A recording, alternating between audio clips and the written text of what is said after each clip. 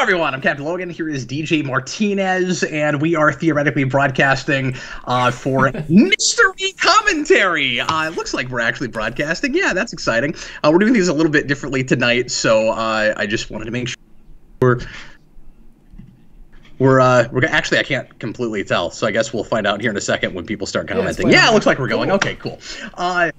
Tonight, we are going to watch, so I said mystery commentary. DJ has put in a background to tell us already exactly what we're watching, which I hadn't really talked about, or which we hadn't really talked about. Like, you were like, should I put in a background? It didn't occur to me that we wouldn't be able to do any kind of reveal if you did that. We're watching the pilot for Lost, and the reason we're doing that is twofold. First of all, I thought it would be a lot of fun to do a mystery commentary, and what better to do a mystery commentary on than something J.J. Abrams produced that is like a mystery box thing, where you come in having no idea what we're going to watch, and this is what we're doing. By the way, I'm not going to change the title. I'm not gonna let people know what we did tonight until they go in and click on it later. So we're gonna have to make sure and come up with a thumbnail for this, DJ, that doesn't have Lost in the thumbnail. And then the second reason I thought it would be fun to do this is another thing that's kind of about isolation. DJ. See, I've been doing that. Have you been doing that? Have you been like trying to theme what you've been watching lately about the whole quarantine thing? I keep meaning to. But I keep wanting to watch Rear Window. But I haven't done it yet, but I think that'd be a perfect movie to watch right now. Sure. Man, I've only seen bits and pieces of that. I've never sat down and watched that movie. I'll have to do that at some point. DJ likes his classics, and we haven't done enough classics We really need to do Psycho. We need to prep and do Psycho. I was going to say, that's the big one for us, because you and I start together with Bates Motel. That's crazy. Little known trivia for folks that didn't see that video, because a lot of people think we start with Power Rangers, and in my mind we kind of start with Power Rangers, but the first review we did together was Bates Motel. We did a whole overview. You never reviewed anything. We did a whole series overview. And we just rambled and had to stop ourselves because that season was... We had a lot to say about that season. Yeah. I still don't entirely know how I feel about the ending of that show. So this is another of those shows where I don't know what to think of the ending of the show. This is a thing that I was a huge fan of. I think DJ was really into this as well. And it's a thing that he and I have talked about here and there over the years. Every now and again, this series comes up and we'll run down a rabbit hole and start talking about it. And I thought it would make a lot of sense for us to do this together if we were ever going to do it. I have no intention of doing a lot of coverage on this show. Nobody cares about Lost anymore. But this is, I think, one of the greatest pilots of all time, at the very least. And I mean, Lost is a super odd hit or miss show. We'll talk about all of the mistakes they made, or some of, I'm sure, the mistakes they made, and also some of the really great things they did that made it one of the greatest shows on that ever aired that nobody cares about anymore. Kind of like Game of Thrones has turned into now, really. Although I think that last season even wasn't with Lost wasn't losing people entirely until that finale. Game of Thrones had that from the very beginning of its last season, apparently. I've never actually watched that show. But anyway, so there are some folks in the comments here. Thanks a bunch for watching. Part of the reason I am kind of stalling right now is to get everybody a chance to find a way to watch this. We wish that we could use something like the Rabbit Room. We found another thing we thought was going to work. It didn't work. So once again, we're not going to be able to set up a stream where you guys can watch the same thing with us as we're watching it. So you'll have to either just listen to us as we talk about Lost, or find a way to watch it yourselves. The only way to do it, and I put this in the description, is to go to Hulu and get the ad-free version of the service, because otherwise you're going to get out of sync with us while you're watching commercials. You can just get a trial for that if you don't want to keep paying for it, or maybe you already have Hulu, or if you were a Lost fan and you happen to have the disc. I wanted to give everybody a little bit of time to go get the disc. So DJ, we'll stall for another couple minutes and give everybody a chance to find a way to watch this. We got T-Edge 1, we got Ace versus Knight in the comments, we got Guidi, Mutale is here, Junebug Films is here, there's Jeffrey Patron. Hi Jeffrey, he gives us a $5 super chat and says, hope you're both feeling swell. How have you been, DJ? It's been a couple weeks since I've talked to you much. Been really busy for some reason, because I'm still working full time because they're having us work from home, and then we got the kid home more. So it's, I don't know. I haven't really been getting the quarantine extra time that everyone else seems to be getting. It's been pretty crazy here, but I'm doing good, doing well, feeling good, healthy, getting a little more sleep, which is good. Although I've been getting up really early lately. I got up at like 5:30 this morning, just without an alarm. I noticed that. You responded to a message of mine at like 5 in the Yeah, morning. my body was just like, hey, you're today. good. Oh, maybe it was 6 your time. I don't know. It's been good though. I've been working on a... Yeah, no, it seems like your whole routine has changed, because when I was talking to you before, it was every couple days, I'm bored, let's watch Power Rangers. And then the last few days when I'm trying to get a hold of you, it's like, where's DJ? Work got really crazy. Work actually was work now. Like, for a while there, for a few weeks, I had nothing to do, so I was shooting episodes with you during the day, but then we got slammed at work, and it's starting to slow down again, so this week might be a little more chill. But how you been, man? Same old? Okay, cool. Overall, all things considered, I'm doing pretty well, man. For folks that don't know this whole story, and I apologize if you have heard this a couple of times already, but I had to get surgery for a tumor in my kidney, and I've been laid up for the last couple of weeks. I'm not entirely laid up, DJ. I mean, I've been able to get up and do stuff, but the first few days I was in bed quite a bit. And I'm still not totally 100%. I went out for a walk around the neighborhood today, and that kind of drained me real hard, and I had to sleep most of the afternoon. So that's kind of where I'm at right now, is like I can't do too much physical stuff, and I've got a doctor's order that like I can't lift more than 10 pounds, and I can't I can't do a lot of vigorous exercise still for another couple of weeks. But I am more or less back to normal. I'm able to do this kind of thing again, so that's good. I wanted to spend a week at least doing some random fun streams like this instead of getting back to regular content as I'm still kind of recovering a little bit. So I have been doing the unthinkable, DJ. I've been watching and reading things without reviewing them. What? Which is very unusual for me, and it's a whole totally different headspace I have to get myself into, because I'm not used to just reading a comic book. Like, I've been catching up on Ninja Turtles, I've been catching up on, well, actually, I haven't done that yet. I've been catching up on Buffy and Angel, I've been catching up on Power Rangers, and I've been watching some movies here and there. I saw The Lighthouse, didn't review it. I finally went back and watched A Star Is Born, didn't review it. These are things that I might talk about a little bit when I come back. Okay. I was curious about it. Everybody said good things about it, and I'm glad I saw it, because it was very different from what I was. A real feel-good tearjerker movie, and it is a tearjerker, but it's not it's depressing, and I did not realize that. Anyway, but I don't know, I was just watching things. I was going through Connor's movie account. His Letterboxd? Yeah, he's got all his movies on digital. Oh, that's cool. Gives me access to them so I can see the stuff he's watched recently, which is super nice of him. And I was going through his movies and watching stuff. So I made my wife sit down and watch Rise of Skywalker, which was really fun, because of course it's horrible, but watching her, she couldn't take it serious from the first 30 seconds in, and just made fun of it the whole time. It was sort of like watching her do an MST3K all by herself, and it was just wonderful. It's like we call that a Jurassic World Fallen Kingdom, is what we call that. Yeah. So anyway, that's some of the stuff I've been doing. We're going to be back to more or less regular programming next week, I think. I don't know if I'll have a rewind done in time for Tuesday. That may be the only thing that we don't get next week, but I will at least do Captain Logan's show and a request. DJ and I think, are still planning on trying to do 2 shows. We'll let you know for sure, but there will at least be one next Thursday. I'm trepidatious because DJ and I haven't actually had this conversation, but the last I talked to you, DJ, we were going to attempt 2 shows, so I think that's still the plan. TH1 $5 super chat. I love the channel so much I paid $2.99 on Amazon, so I wouldn't have ads, plus $5 just to brag at a super chat. You guys rock. Well, thanks, buddy. I appreciate you, Tom. Tom's great. Yeah, that's another option they have. They can just buy the 1 episode. Yeah, I didn't even think about that. Now, it might be, you may have to spend 6, because we're going to watch the 2-hour pilot, and it might be split into 2 hours. Okay. I'm not into 2 episodes. I'm not sure, but the pilot is in 2 parts.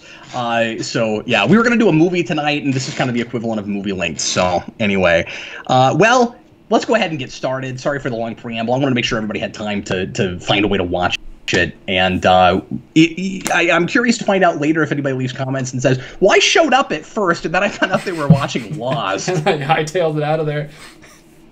And I was out. Well, we enjoy it. thought it'd be fun to pick something Watch nobody us could hate it possibly this time. call. Watch us like have the worst experience with this we've ever had.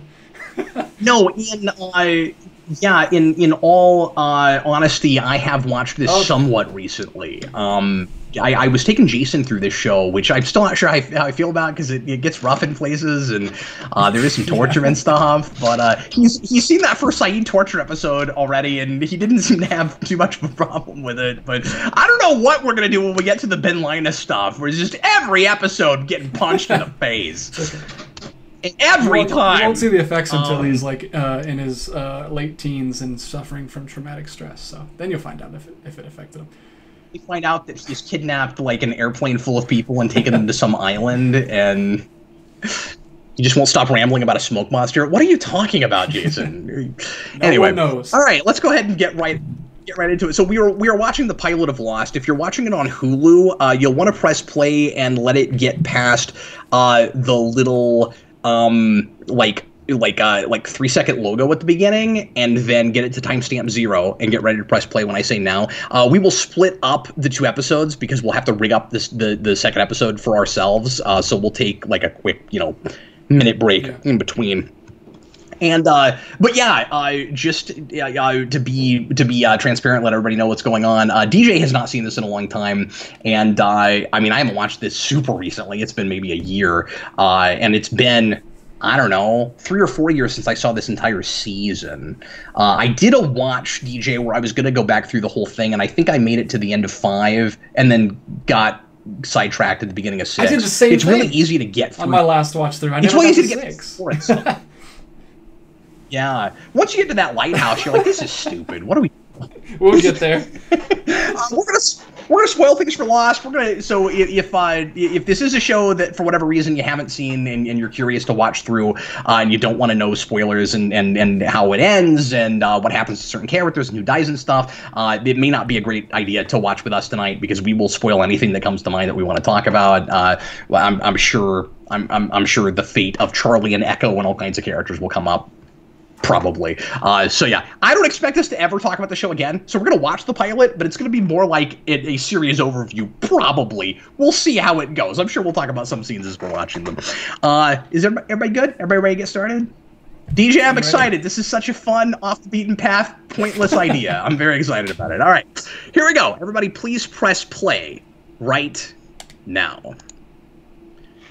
So when Jason was really little, I used to watch the show while he was having lunch, and Jason could read at a really young age. So he's like 2, and he's looking at Lost, he's looking at the logo, and he would just start going, Lost,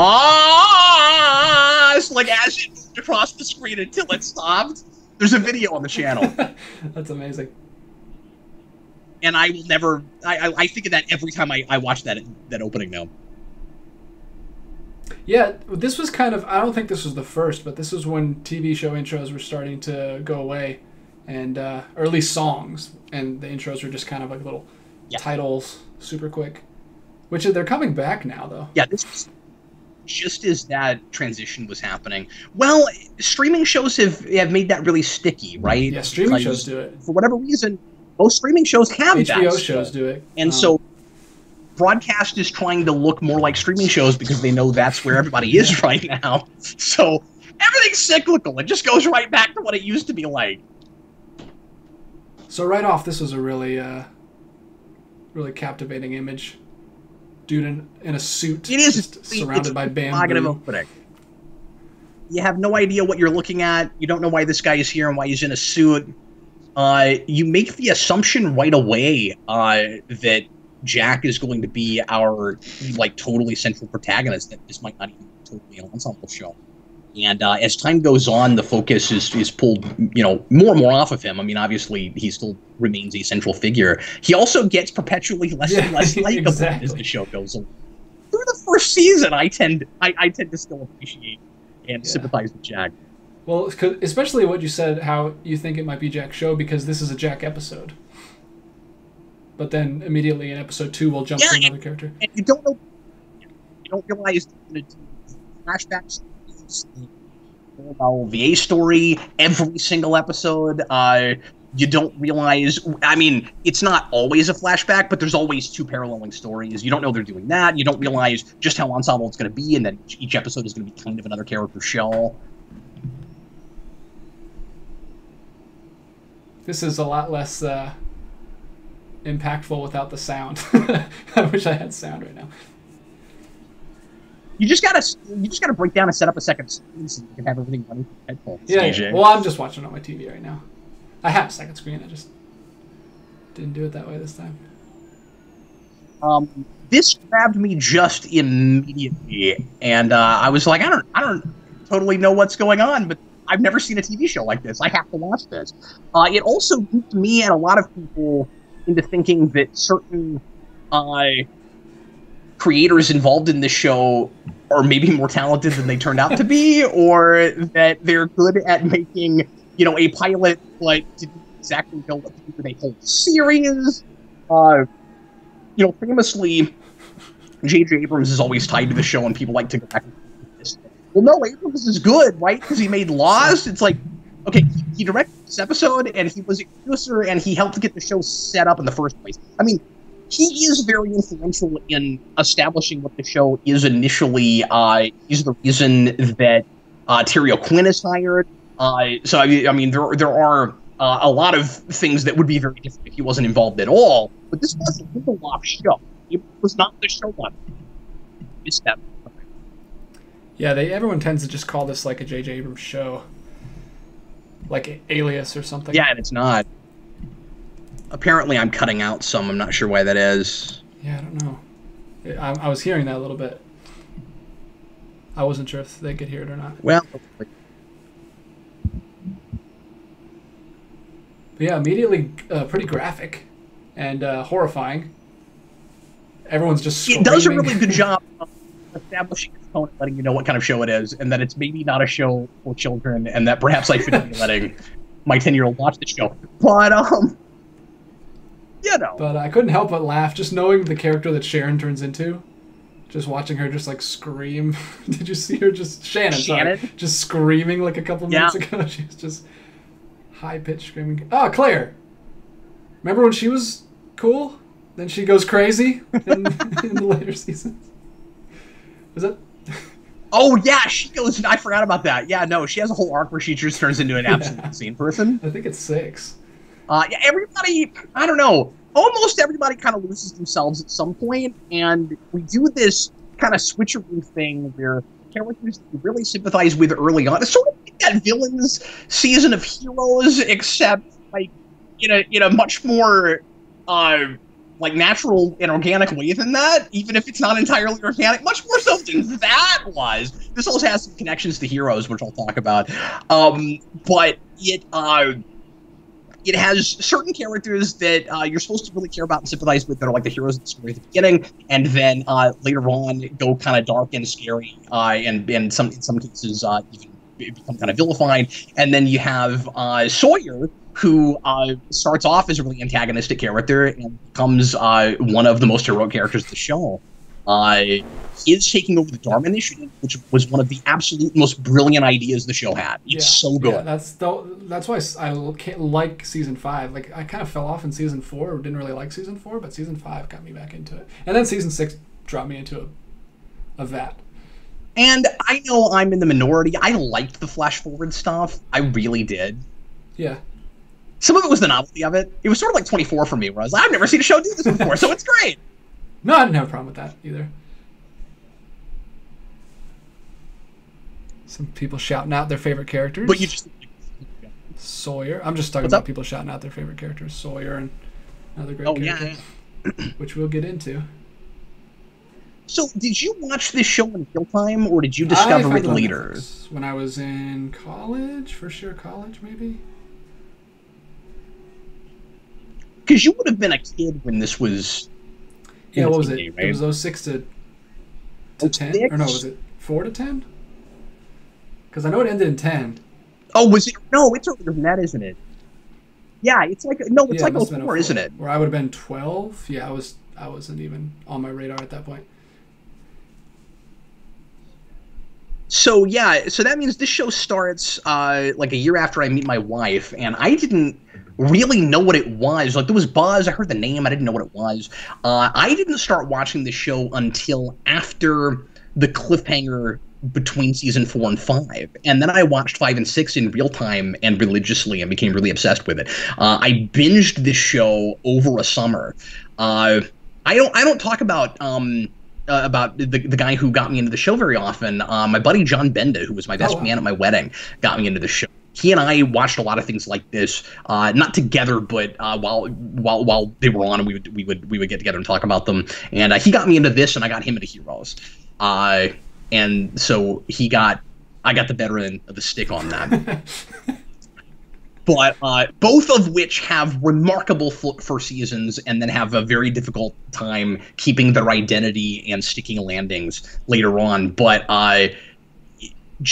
even as it is, with all of its issues, and with as boring as 3 is, and with as nonsensical as a lot of 6 is, this show still, I mean, Heroes, with where that went, still makes this show look like not MacGyver. I don't know. Pick something great. Not MacGyver. I don't know why that came in my brain.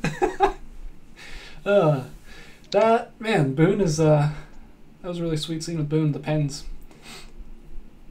Man, this is all coming back to me. It's crazy. So I've only seen this twice. Like I said, wow, he's young. He's insanely young. I watched this through one time, like I said, in like 2010, probably like right after it ended. I missed the whole hype of everything, I guess. My first year of college, and then I watched it again with my dad later, a few years ago. Probably like 6 years ago now. Yeah, and I never got to 6. I only watched 1 through 5. So I've only seen 6 once. Okay, but you have actually seen the ending. Couldn't probably tell you anything about it. You have seen the part where we find out that the whole explanation of everything is there's just a light in the middle of the island. What is the light? I don't know. It's just a light. It's just there. Oh, okay. I mean, I did sort of like the idea of the smoke monster being like a guy, I guess. That's what he chose to be, a smoke monster. The whole Man in Black thing. It's not, I don't know. So when this show was on and people were watching it in real time, the fun thing to do, of course, was to speculate and come up with theories as to where everything was going. And a lot of fan theories ended up being a lot more interesting and made more sense than what did end up happening, which is what often happens with a thing like this. And our imaginations ran wild with us, and then it got kind of disappointing by the end, unfortunately. I don't hate that ending like a lot of people do, partly just because it's what a lot of us thought it would be, except it ended up not making any sense by that point. I can't remember what exactly, but there's a point in the show where finally we all said, okay, it just can't be purgatory now. And then it kind of is, and then you're like, oh, okay, so that's what it is. Like, there comes to a point in the series where I need all of this to actually be real and happening. And when it turns out that it's kind of not, it's a cop-out. It's a massive cop-out. And yet I still can't even completely say that it isn't, because I don't totally know what's going on in that ending. I can't completely tell you whether or not all these people really are dead or not, even though they're all in that church at the end. Yeah, okay, but the whole time? Or is it just up to at a certain point and then they're dead? I don't know. All the people that are going to the island and leaving and then coming back, are they dying and coming back to life, or are they just completely made up? Like, where are they going to leave? What is the point of the island moving around then? Yeah. I don't know. And then, like, all these people were apparently chosen by the Jesus type character at the what is his name again? I forget. At the, that we found out. I can't remember his name. It's Jacob. That's it. Yeah. To all go on the airplane in the first place, and that kind of wrecked a little bit the kind of cool idea of what happens when you put all these random people that don't know each other, that have nothing to do with each other, on a plane together, and crash it. Like, I don't know, like that lessened the impact of that a little bit when it turns out that there was a master manipulation plot that put them all together. This so do you think this show was like the first? Obviously not the first, because there are people complaining about shows all the way back to as long as we've had shows. But was this like the first huge out backlash about the about a specific ending, or like fans just outrage about it? No, there are certainly things before this that were super notorious. Yeah, I mean, yeah. But a lot of them were like sitcoms and like things. Characters getting together or not getting together or something. Yeah. I'm not saying this is the first thing that people got mad at, but like with the internet and everything, I feel like this was huge for some reason. I think it's one of the biggest backlashes, just because people that were huge fans and loved this show and worshipped it all the way up to the penultimate episode suddenly not fans by the ending. And I don't know if that had exactly ever happened before. You had shows where people were just like, you have things, and I mean this is later, but you have things like Dexter where like it really falls off. But not a lot of things like this where the people felt like, and I'm mixed on this at this point, because I used to say this too, and I don't think I agree with it anymore. This is a big point I wanted to make while we watched this. A lot of people that said, including myself, I think I love this show, but it's all going to hinge on how they stick the landing. It's all going to hinge on the finale, because we're wondering, is mysteries constantly being thrown at us, and as we answer small things, we just keep throwing out more big things, and there's all these things we can't be totally sure what exactly is happening, so it could end up being horrible. And then you get to the end, and a lot of people felt like it was. The problem with that for me is kind of a putting the cart before the horse thing. The first season, I think, stands alone as a wonderful piece all by itself, even not knowing how a lot of the mysteries unravel, because I look at all that in the first season, and part of through the second as although I don't have the Arrow thing with this, we're like only season 1 and part of season 2, but with the half of season 2, but with this show, that first season, all the mysteries are the trappings. It's the background. There's this really interesting. There's all these interesting looming questions. What is this place? Why isn't anybody arriving to help us? Why are there polar bears? What the hell's the smoke monster? All these really interesting things. I wasn't obsessed with knowing the answers to them in the first season because I was so fascinated by all these separate character vignettes. It was all about these little short stories inside of this grander narrative, and I wasn't as interested in the grander narrative. Then the show starts to kind of force that stuff to the fore and makes it a lot more about that. And as the character stuff gets less interesting, that's the stuff I have to grab onto. And now I'm looking more at the kind of larger thematic notions and implications and things, and all that was really fun, but you do get to a point where you've got to pay all that stuff off right, or the whole show does not look like a great show anymore. This first season, all the individual character stuff is so good. These characters all really come alive, and it's sort of like like I said, it becomes kind of like it's kind of like a Twilight show. Where did these people come from? Then what is this island? Yeah, it has the. It's kind of more like a Twilight Zone kind of show where it's just like different stories, but this has a little bit more of a narrative holding them together, and you're not really worried about that kind of stuff. I was going to say that it's like an anthology show where everything is in the same universe, also. Like Fargo. Initially, you haven't seen the show, but Fargo does that. Each season is a different time period, but they're all in the same universe. It's pretty cool. I love that show. Michael calls us mad lads for doing this. Man, I didn't know there was such hate in your audience for Lost. Well, I don't know if he's saying that because he doesn't like it. It's just the last thing anybody would have expected us to do. Game Station 3, $2 Super Chat, What Happened to Sequels Month. That is going to come soon. I'm hoping to get them all. I'm wanting to do 4. This is a Superhero Rewind thing that I announced, and I was going to do it this month originally, and then I had to get surgery, so I'm hoping to get all that out this next month. That's the plan right now, but I'm playing things by year. We got another super chat from Nicholas a while back. Did you want to go ahead and tackle that right now? Yeah, he said, feel free to answer this if and when you feel appropriate.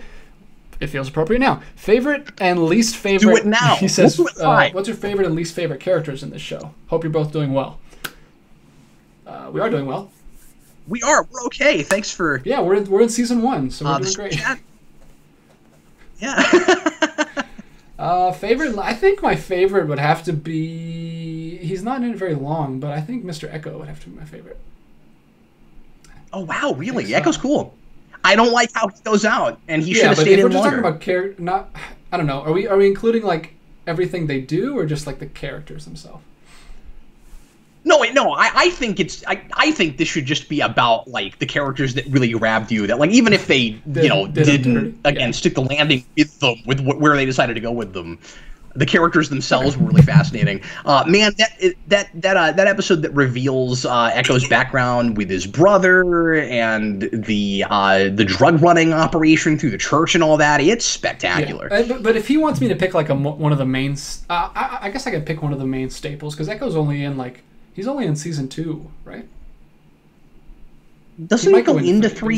He's not in a lot of it, but that's my favorite. You can go ahead and I'll try to think of a least favorite. It's absolutely John Locke, which also fits in the category of I don't love what ultimately ends up happening with him. It's really weird to kill him off and then keep Tyria Quinn around so he can play the Smoke Monster. Oh, I'm with you, man. Is that episode 2 where we get his backstory? It's 4 or 5. It's Walkabout, one of the greatest episodes of television. Like of all that, time. like shattered. Like I didn't grow up with TV. Like we've talked about this a lot. I didn't have TV. I was a movie guy.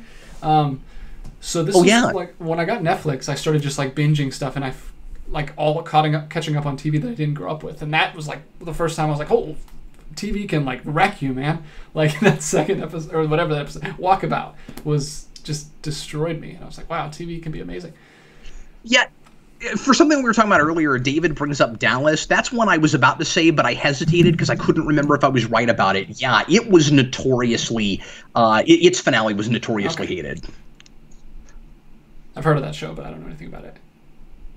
Or at least there was a season finale that was, because it had the whole Who Shot JR thing, which became the first, popular cliffhanger, which is a lot of why a lot of things after it, including, especially starting with the finale between 3 and 4 of Star Trek: The Next Generation, Best of Both Worlds started doing the, somebody is hurt or a lot of people are in trouble. What's going to happen to them? You got to wait a whole summer to find out. But it also had a season finale that a lot of people hated. And apparently, according to David, it was because the whole season turned out to be a dream for one of the characters. Wizard of Oz did? Oh, no. Yeah. When that happens. But yeah, least favorite, definitely don't even have to think about it. It's What's-Her-Face from season 2. Anna Maria? What's her name? Anna Lucia. Oh, Anna Lucia. Oh, yeah, she's the worst. Oh my God, I hate her. And I don't like that actress in most things. I think she's a good actress, but she's always cast as like really whiny, angry, horrible, impossible to like characters constantly. That's what she does, man. Sort of like Penny Johnson used to be until she got the Orville. Finally, she's playing a likable character, but before that, man, when she was like, she is Cisco's fiance, and then she's the president's scheming wife in 24. It's awful. Finally, she got. I need that woman. I can't remember her name. Who plays Anna Lucia to play somebody I like in something. Redeem yourself in my eyes because that character was. Ugh. So there's the first Smoke Monster scream. What in the world backtrack is on it? This so much because it sounds like a machine. It sounds like a. It doesn't sound like smoke, or it doesn't even. Now, here's what's really strange about it. I don't know if this is true. It seems like they had to have known it was a smoke monster from the beginning, and they just picked a sound effect that would throw you off, as opposed to they backtracked it. I don't know if that's true, but we first see the smoke monster so early. And maybe as they're making the pilot, they don't know. Yeah, I mean, maybe that's what it is, but like... Yeah, and they were just stuck with the sound. I can't remember they made the pilot. It was even the pilot, that there's at least something smoky about the smoke monster. I forget now. We'll see it as we're watching. Moment, it's like... It's early season 1, right? When we see the smoke monster for the first time? It's such a weird moment, because like... They're just like... And we're just like, keep going. It's just so awkward. Why would a smoke thing do that? It sounds real. It sounds like it should be like paving landscapes or knocking trees I wanted down. Them to the reveal, like there's like a little gnome on a hamster wheel, like driving around on the inside of it, and then the smoke is just like around the machine. one of the things I love about the show, particularly this first season, is all of the character details where clearly we had no idea where all this stuff was going. Like, these writers were very obviously flying by the seat of their pants, and in some ways they really made that work. It does have what I should have said earlier is, by the way, when I was talking about Heroes makes this look like Breaking Bad. That's what I should have said. And it feels like it's managing what they miraculously managed in Breaking Bad, in sticking the landing but having no idea where they were going and keeping track of their continuity. Just such sticklers for continuity, where they would establish all these interesting little character traits, and then later on they would retroactively tell you where they come from. So you have Jack and his drinking problem, and he's a guy who is constantly like trying to look like the eternal optimist, and like he can solve any problem, and he's obviously got this Jesus complex, which is why his last name is Shepherd. We get really on the nose about a lot of that kind of thing, and then we find out that the drinking problem and his obsession showing the weakness and solve the problem has to do with his relationship with his father. I doubt they knew any of that when they put that woman in here. He's drinking alcohol. Yeah. No, they really lucked out with a lot of this stuff, but all they had to do was like give someone like, he's the drug addict, she has cancer, he has a drinking problem, and then they could piece it out later, like once they got, because there's so many characters, they could really kind of do whatever they want. But that's true, and it never felt too archetypal, which is one of the things I really like about this. Like, some of these characters start from particular archetypes, but then become more complex and three-dimensional and move past those archetypes. That's why I love this so much. And when they started casting for this show, they definitely had particular archetypes in mind, and a lot of the complexity in the characters came from casting, where they would pick somebody that didn't fit the mold of the initial skeletons of characters they written in their series Bible, and then they would allow those things to change. They would create totally new characters they weren't even going to use in the first place just because they liked an actor that they saw. Or they would like amalgamate, I think, like a couple of characters. Like, well, we were going to do this, but then this guy came in. And I think that happened with Saeed. I don't think that was a character that they really had in the first place, or he would have been something quite different. Hurley was definitely not exactly, the Hugo Reyes character. They just saw people they ended up liking, and I doubt if the cast was even as diverse in all the ways, all the things that word means, diverse, as it ends up being, because they just picked great actors that they thought that they could write really cool characters. That's such a weird thing. That feels a little out of character for me. Why would... It's like a weird iconic moment in the show. Why does he do that? He's not the kind of guy who's always trying to cheer people up. I don't know why he did that. No, he definitely has that with certain people. First of all, John Locke treats women differently. Let's keep that in. So he's trying to be kind of charming there. It's just weird and creepy. But he is trying to be charming there. Also, keep in mind the way he treats Walt. Yeah. He's very charming to the kid. Yeah, they get really cool. I think, and those characters have great chemistry together. But I think what we're doing in that scene is we're trying to subvert expectations and shock the audience with, okay, here's the obvious archetype. John Locke has got to be some kind of like ex-mercenary or ex-sniper guy or something. And like he's got this big scar on his face, and like maybe he always had that. I'm pretty sure he just got that in the plane wreck. I'm pretty sure he didn't have that before. But like here's this not clean cut, rough around the edges, your character with some kind of a tumultuous past, and then the first moment we really get with him, he does that weird smiling with the orange thing, which immediately tells us there's something different going on with this guy, but we still think that he's like a hunter guy or like an outdoorsman type who's maybe like seen some stuff and maybe even has a really checkered past. And that's why Walkabout is so great, because it subverts all those expectations in like a really believable way. It's not great just because it's not what you expected. It's great because it tracks and it works.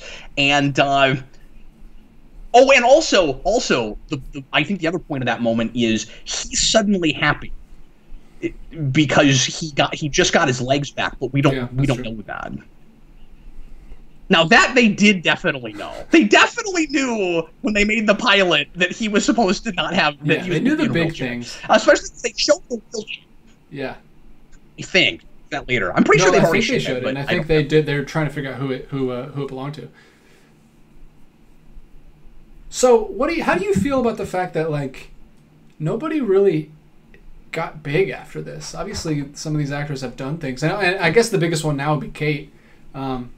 Because she's been in a Marvel movie and Lord of the Rings, but none of them became like huge names. No one had like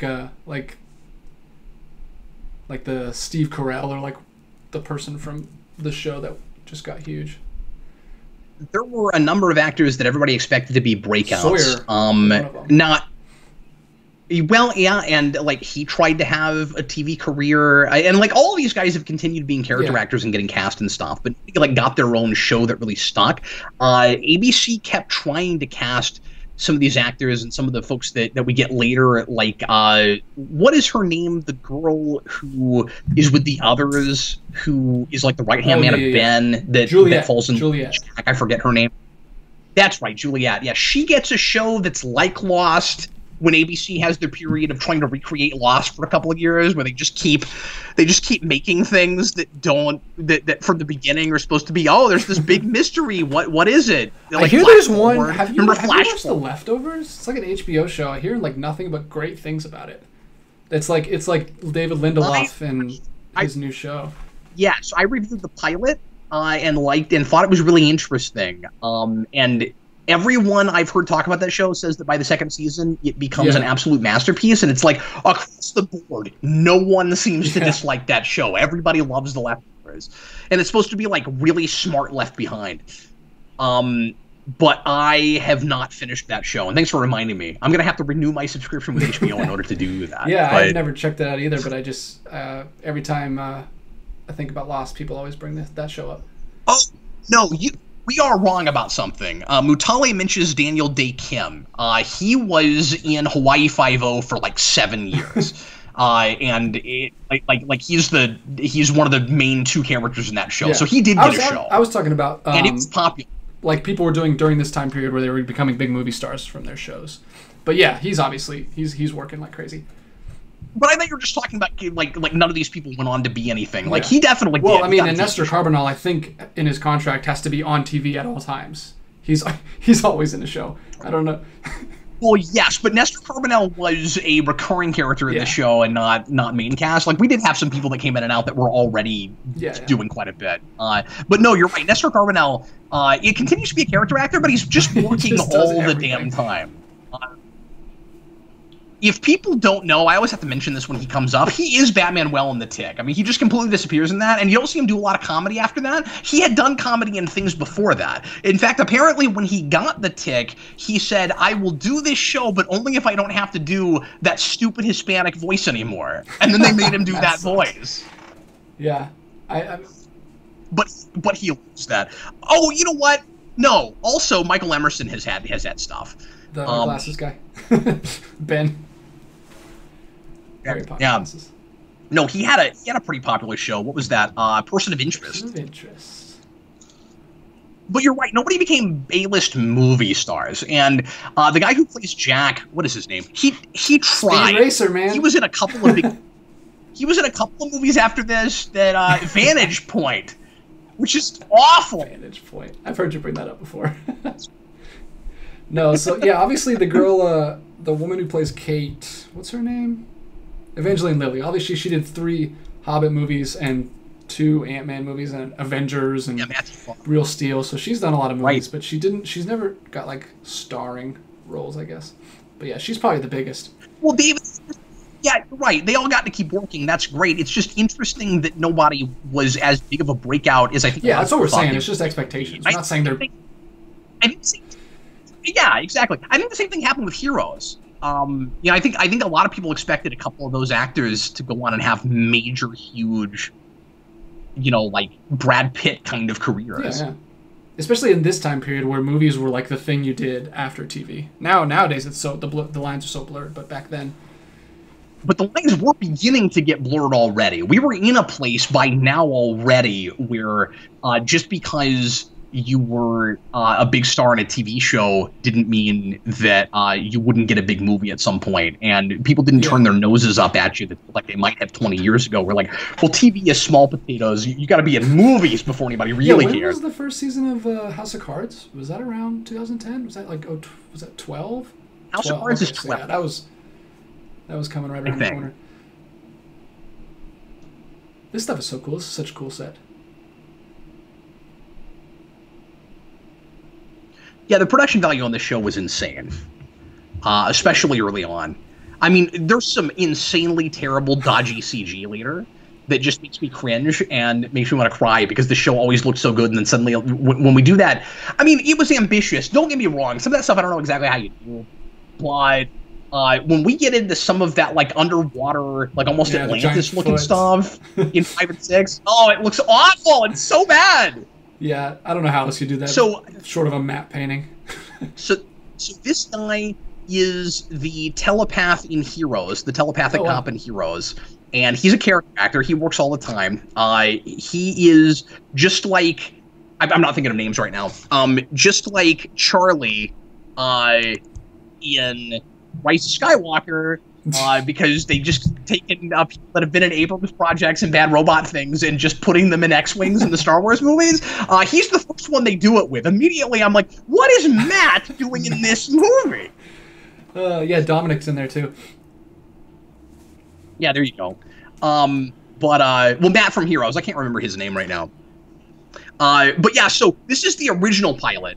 And he dies, and then we find out later that there was a guy that was supposed to fly the plane that got lucky and didn't end up getting on it, but Lapidus, and he's actually not, because then he gets stuck on the island, and he's one of the best characters in the show. Lapidus is awesome, and we never knew enough with pilot, Lapidus. Oh, I don't watch his videos anymore, but I used to watch the crap out of his videos. How it's invented. Watch that. That one stuck in my head for a month. It's awesome. It's so good. Look at this. Greg Gutenberg. I guess I never knew his name. Now that you say that, it doesn't even ring any bells. Maybe I never knew that actor's name. He looks like a Greg. Mutoli, I never did play the video game based on this show because it looked like the kind of thing that just wasn't my thing, and I knew they tried to pitch that as like a really important canonical thing where like it's going to reveal secrets and it's going to matter later, and even at the time I was like, no, it's not. Yeah, that's not going to get big enough that it's going to matter. It's not going to matter. What were you doing in the bathroom? So we're setting up our big four here. Actually, I guess Locke would be the fourth one. Locke, Sawyer, Jack, and Kate. I think Charlie's kind of the fifth one. Yeah, like because Charlie wouldn't be one of them because he dies. Like he's there for a while though. But yeah, he's always kind of the outskirts. Oh no, you're. Well, and actually that's not true because Locke dies too. But at least Visage is always there. Yeah.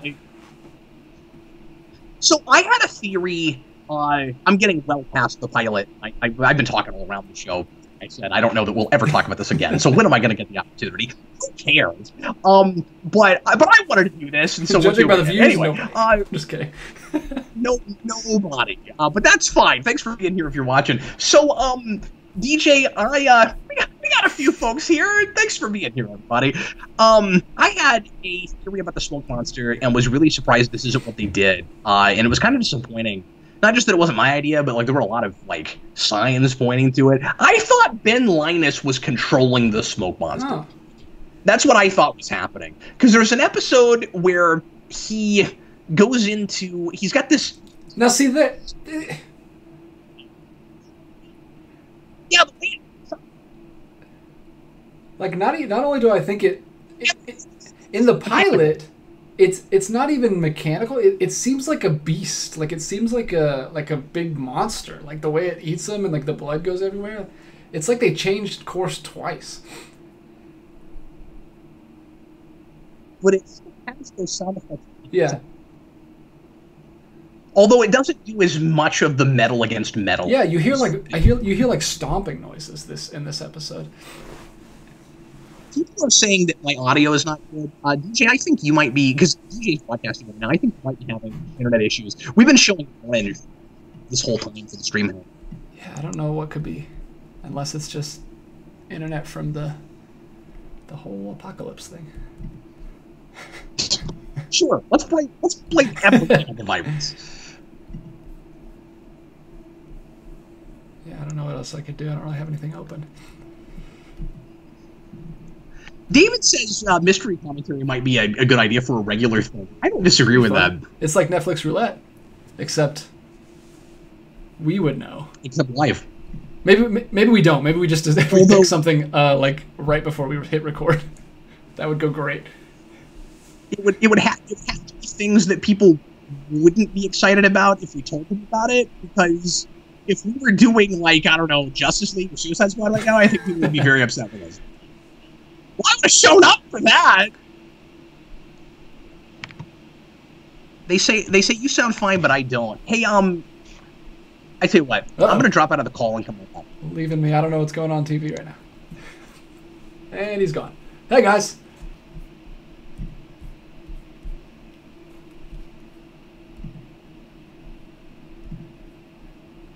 All right, you still there? Are you there? Yep, I think we're still broadcasting. I'm just seeing myself right now. Everything should be going well. Well, yeah, I need to hit the camera button. Sorry, I'm not in Skype. I'm still in OBS. Yeah, no, I know. There we are. Yeah, so hopefully that helps. I don't know. That worked swimmingly. You actually popped right back into OBS, and I didn't have to do anything, so that was easy. That's good. I thought I was gonna have to. Natalie, did you guys like Jacob? I was back and forth on Jacob, but it's been so long that I can't speak to that real well right now. It's like a Jacob and Esau thing. He was sort of a plot device. He felt like one of the most retroactive things in the show. That was the thing that was unfortunate. They didn't have that clock in. Yeah, it's weird that like you've always said that this was very like a very science fiction show, and then it seems like in the last season they just went full fantasy. And I like fantasy, but it was such a weird shift. But it was jarring. It was one thing, and suddenly it was a totally different thing. Now, to be fair, it was never hard science fiction. Their explanation for time travel was, we got a big pendulum that swings. Yeah, so they're basically, the whole idea was that all the science fiction ideas came out of a fantasy place in the first place. Where are we? Yeah. That doesn't work great because it felt like a cop-out. Because it was inviting us to try to guess at real scientific explanations for things. Yeah. And we didn't know it was a science fiction show until season 4. So you don't even think you're watching fantasy, you just don't know what you're looking at. Like, there could be totally real-world explanations for things until you know, okay, the island is moving. And, like, there's certain things that once you know them, it just seems too supernatural. Yeah. And, like, what exactly is the smoke monster? Well, the smoke monster thing, early enough, I guess makes you think there must be a sci-fi or fantasy thing. So, yeah, I guess very early, now that I'm thinking about it, it is clear that there must be some sort of genre thing going on. Yeah. Okay, but it may not be as wild as there's a light in the middle of... It could just be a Scooby-Doo thing, like, where they're unveil it and it's a guy driving a machine around. I don't know. It's a guy in a smoke costume and just takes his mask off. It's smoke. I'm really sorry about the sound issues, guys. People thought I fixed it, and now they're saying that it's cutting out again, and I don't know what's going on. It's the smoke monster. I'm not sure what I can do on my end. It seems like my internet and everything's fine. I am blaming DJ for this entirely. I don't know. Maybe it's something with the NDI source thing, because that's the only way it could be you and not me. Maybe it doesn't like that. Yeah. Maybe it's a Skype issue. Wow, is that it already? Wow. We're halfway through already. Yeah. Wow. And they get a lot done in that first half. All right, well. And how do you not keep watching, right? Like, yeah, the half and half pilot thing was a brilliant idea. Yeah, I mean, I don't know if you're aware of this. A lot of things did that. Yeah, well, I don't know. Did they air them both together though, or did they make? I think they did. Okay. I'm pretty sure they aired them together. I could be wrong though, because I wasn't there. I didn't watch it when it aired. Yeah, we're gonna set up the next part, guys. No, this definitely needs an hour and a half to. Oh yes, absolutely. But yeah, I mean, this was how almost every season of Star Trek was, 2-hour pilot, and usually aired together. What's weird is a lot of shows would do this, and not just Star Trek, a lot of other things. But of course, that's where I live, and a lot of Star Trek was so influential on television that a lot of things kind of took beats from that. But the thing with 2-hour pilots is, a lot of the time they would air together, but then when they came out later on DVD or even when they're airing, it would be part 1 and part 2, even though they didn't air that way, which is always weird to me. I always think you should just, air it the way that it aired. Like, I guess I get, like, on broadcast, like, you don't always have time to do that. You have to split it up. I guess I get that. But on DVD, why wouldn't you just have it together? I don't really understand that. Yeah, it's kind of weird. Okay, so we're going to get into now the second episode. And it is Pilot Part 2, because we didn't give pilots names back then, except, again, for Star Trek. Star Trek had pilot names, but a lot of things don't have pilot names. What I love about The Lost Pilot being called Pilot is that you actually can almost read that as a double entendre, because it's about a plane that crashed, and it's not really about the pilot, but there is a pilot, so, He gets eaten by smoke. It's true. Never thought you'd say that sentence until Lost happened. And somehow it shoots blood all over the airplane window like Jurassic Park 3. Let's get... There is some Jurassic Park connections in this show, or things that remind you of Jurassic Park. And I always thought, very early on, I thought the smoke monster was clearly a dinosaur. Yeah. I especially in this pilot where it's like making roaring sounds and eating people. Like, I don't know. I was really surprised that nobody in the cast immediately goes, "Oh, okay, so we're on Isla Sorna now." And it would be Hurley, right? Yes, he would make yeah, and a lot of the pop culture references in this were the really obvious ones that everybody knew to try not to lose anybody. But yeah, okay, let's get back into it. Here we go. Everybody, please press play if you're at timestamp 0. Here we go. Right now. I'm going to be like a second ahead of you. My system takes a second to load because I'm not watching it. No, I mean, you did this like a second and a half after I had already done. I was like, now, and I just watched you go. It might just be the lag. I might have actually. It's the lag. Yeah, it was great. Oh, there's so many other things I want to talk about with this show. Okay, so DJ... I know, it's nuts. Okay, so I want to go back for a minute to when I first started watching the show, because I told you that I had heard of this but didn't know exactly what it was. I assumed it was a reality show for the longest time. Yeah, like this is what you would think by looking at this. This looks like Survivor right here. It does. It was on. I knew it was set on an island, and it was during a period where we didn't have a lot of scripted shows because networks were relying on reality television because it was cheap to produce and people were watching it. So I never paid it any mind. And ABC had other reality shows. I was like, why would I watch that? This is gonna be another stupid reality show. And then I found out, oh no, it's like this big, science fiction mystery show set on an island. No, I totally get why you would say that, because it looks even like this old Survivor font. Like, look at that. It does. That's funny. It's like a Survivor knockoff. It's Survivor the series, based on the real life events. Oh, this Charlie episode. Yeah. Yeah, so it is kind of weird that this pilot, like, this does feel like 2 episodes, right? Like as a full piece, it is weird that the two halves have kind of different protagonists at the helm, at least with the flashback stuff. Yeah, or does this?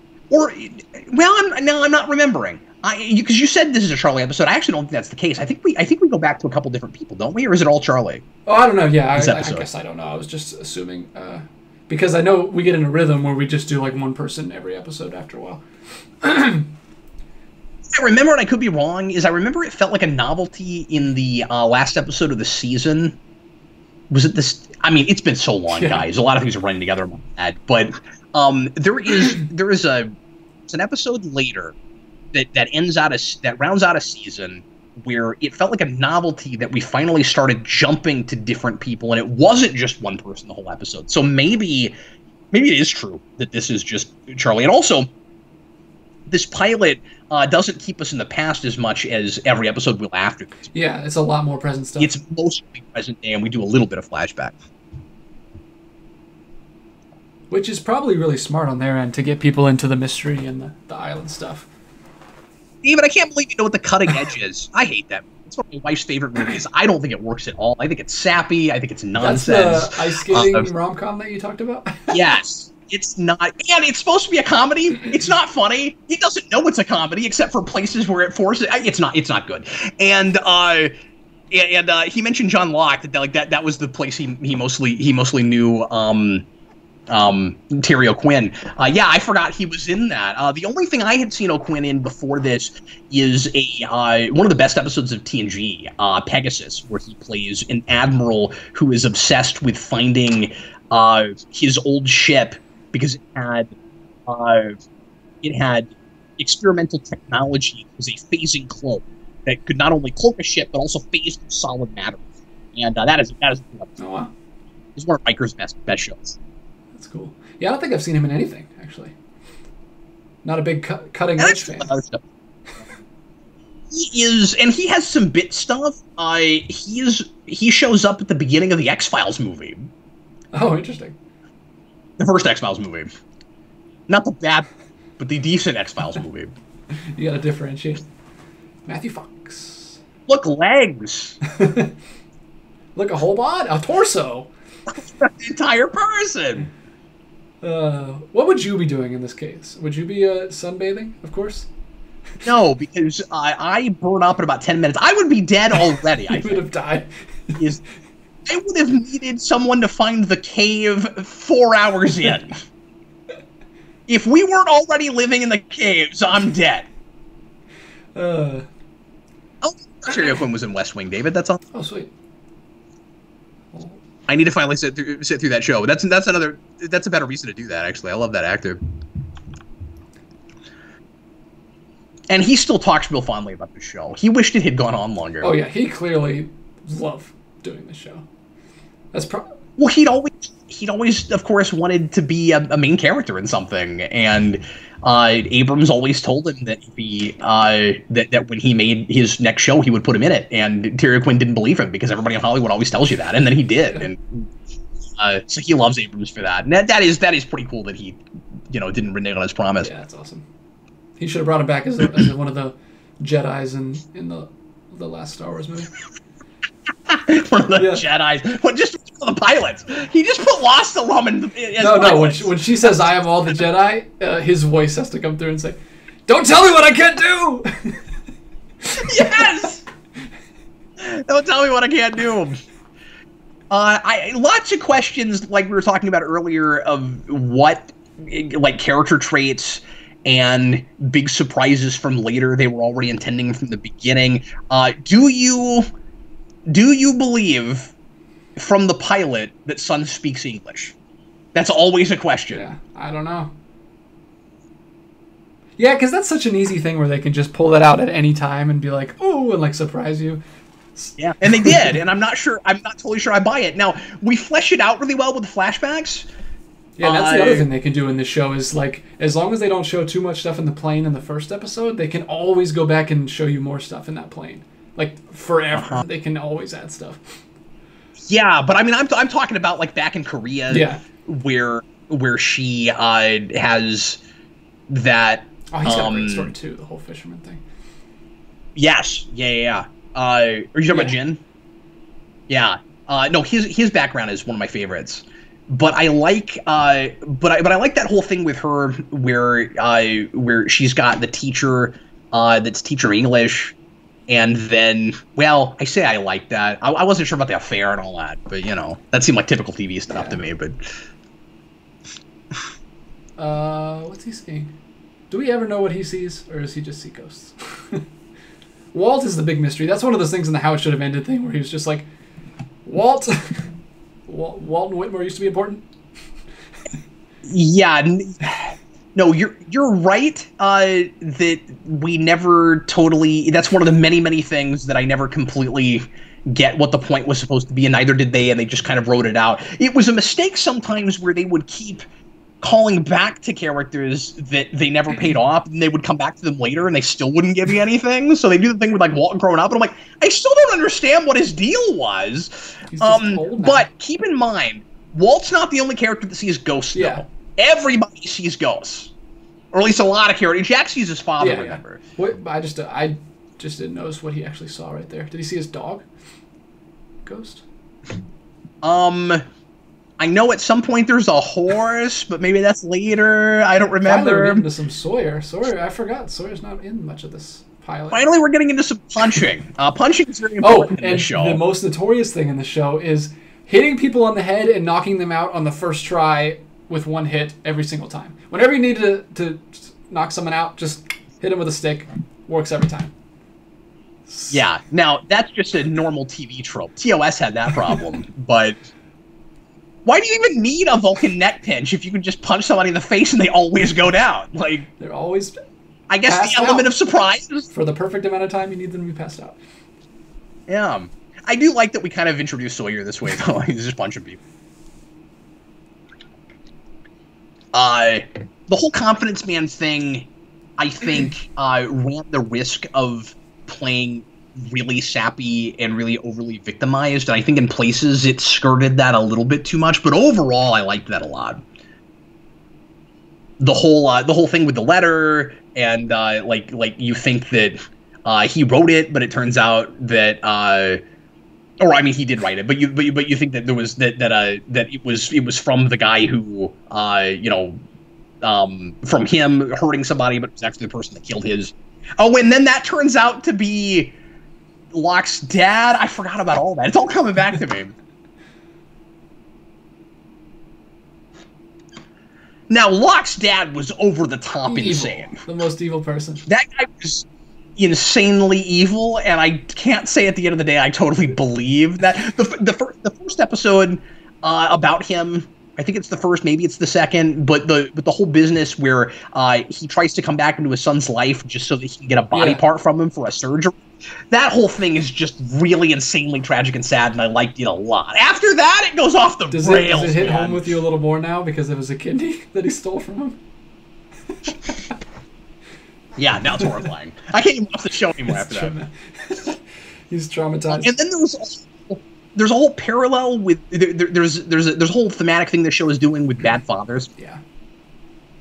And some of them are more believable than others. I think they're all a little over the top. I mean, even Jack's dad goes kind of far. And then you have Son's evil father, and then you have Penny's evil father. That's the big one, right? The whole Penny's boat thing, and yeah. Oh, man. Man, I just looking at Hurley here reminds me of the awesome Hurley stuff with him in the mental institution that I love, and I really want to... Let's just skip there. Oh, yeah, that stuff's great. Stuff. That's just a setting that I always like. For some reason, mental institutions. But I don't watch horror, so I don't get that setting as much as I would like. Because it's usually in horror stuff. I always want to say that this pilot watches like a really good standalone movie, and I think part of the reason I'm getting that is because I sort of bought into what the actors and producers were saying in the special features at the end of the first season, but I still kind of see where they were coming from, where they said, because think about it, 2004, TV didn't look like this, and we have a lot of shows on now, except for a couple of things like The Sopranos and things, like HBO was making some things that were kind of screen-worthy. 24 was in its third season by now. That's screen-worthy. That feels like a movie every week, an hour of a real-time film every week, but like it had a cinematic quality to it. But there weren't a lot of things on broadcast television that had this much of an actual cinematic quality to them. And Abrams and Lindelof and those guys said, when we made this, we didn't know if it would get picked up. Keep in mind, imagine that. You're making this pilot, setting all these things up with this huge cast of characters, and you don't even know if you're going to get to keep making the show. And they said, we were so proud of this that even if it didn't get picked up, we would always be proud, like, we made this great movie, even if nobody saw it. And I kind of buy into that, even though it's so set-up-y. I mean, like, this is not a complete story beginning to end. And yet, they've got those kind of gratuitous shots. This show really likes doing that, where it's like, we've got hot chicks in our show. Let's have them wear next to nothing. Like, we still did that back then, in a way we don't do it as much now. We've done it now twice in 15 minutes. But I was distracted by that. Partly it's gratuitous, and partly because she is legitimately a beautiful woman. But anyway, I would guess that she was your type. She's kind of the Jennifer Garner type. Yeah. It's okay, man. You don't have to. What are you gonna do? She's also aged super well. She looks great in the Avengers movies. Yeah, that's crazy. That it's 10 years, man. 10-year anniversary. And Dave mentioned that in the comments. He asked if he said next month is 16 years ago. Anniversary. 16, 17 years ago. But I was thinking, he said next month is the anniversary of the finale of the show, which I didn't even realize. He asked if that was part of the reason we picked this. Nope, just got lucky. Just like I did with 19 commentaries we did last year on multiple anniversaries. Well, I mean, there's so much content nowadays that do enough commentaries and you're bound to hit some anniversaries here and there. Well, and last year was just nuts because 2019 was, everything had an anniversary. I mean, a lot of that is because so many great things came out in 89. Yeah. In 99. It was an anniversary for lots of stuff. What else came out in 2010? Tim Burton's Alice in Wonderland. Oh, sure. Right, that's memorable. Everybody talks about that still. 2010. What is that? Up? No, Inception? 2010? Up was 2009, I think. Man. Stephen Ernest, nothing ever came of the millionaire from the Hanzo Foundation, which had funded the Dharma Initiative. I forgot all about that. They even gave him a website when the series was on. Yeah, no, I forgot all about that. The Dharma Initiative is my favorite stuff in the show. It's great. It's so cool. That's the kind of stuff I love, like secret organizations doing stuff. I'm watching right now. What's that show? What am I? Sorry, go ahead. Oh no, go ahead. No, I'm watching on HBO His Dark Materials, which is based on the book series, the Golden Compass book, and it's got it's got X-23 as the main character, so it's cool. It's cool to see her in something else. Yeah, I need to watch that. I didn't even realize she was in that. I knew McAvoy was. It's crazy they're both in that. Yeah, he plays her uncle. That's nuts. So they even get screen time together. Yeah. He's not in it that much, but in the. Okay, but isn't that crazy though? Yeah. Because he was Xavier. The only other thing she's been in that anybody knows had an old Xavier. That's crazy. Yeah, it's pretty cool. I don't know how much you'll like it. It is a fantasy show, but it's very HBO, so I think you'll like it. It's very well done. I keep meaning to give that a try. I just never cared about Golden Compass. Yeah, I watched the movie back when I was a kid, but I don't remember anything about it. Uh-oh. Shield your eyes, Cap. Another gratuitous... Oh, okay. Okay, we cut away.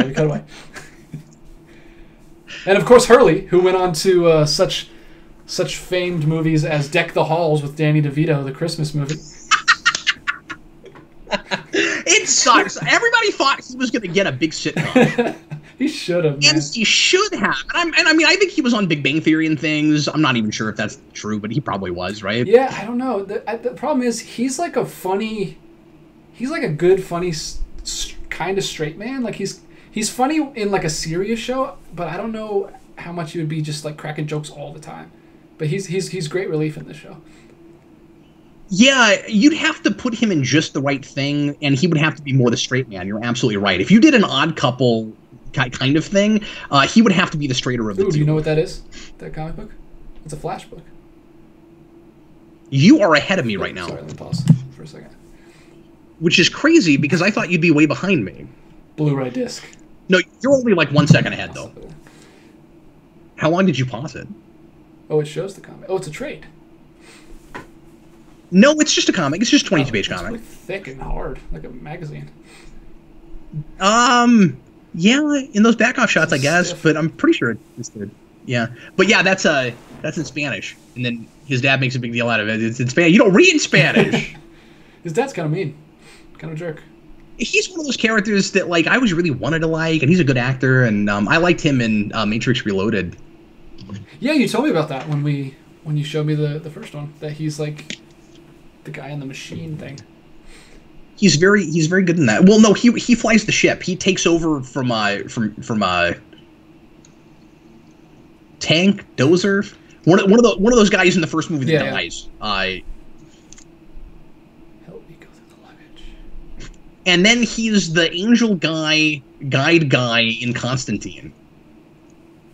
in the TV show. Oh, cool.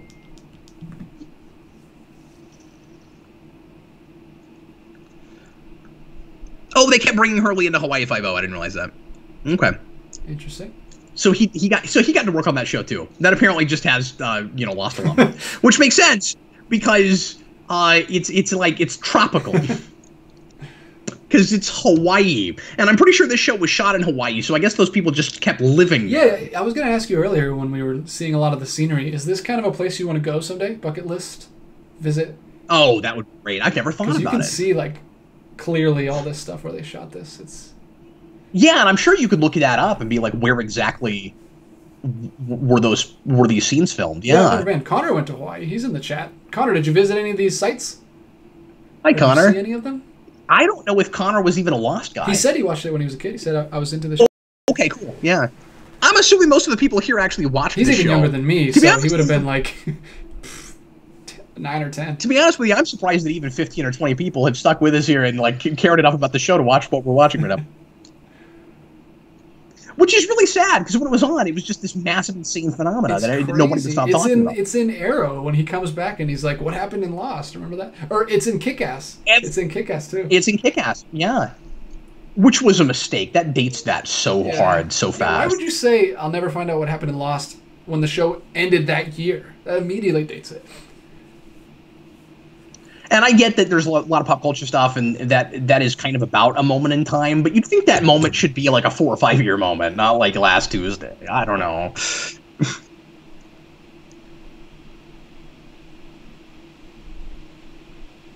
Connor said he didn't get to go to the island where they shot Lost on. Oh, that sucks. Yeah, Water, we talked about that earlier. No, I never did play that video game, because I just assumed that nothing in it would matter. Yeah, was it just like a text-based game? You just like walk around and talk to everyone? Was it like or was it action? Yeah, I think there was an adventure component to it, but I think like it was RPG. I don't think it was point and click, but I think it was like puzzles and things. Kind of like a... I think it was just go. I think the gimmick of it was supposed to be you can go explore the island and see all. Now that would be cool. Places like, you could get like a modern day open world. It would never happen because, like you said, no one cares about Lost anymore. But because no one cares about this. That would be crazy, like an open world on the island.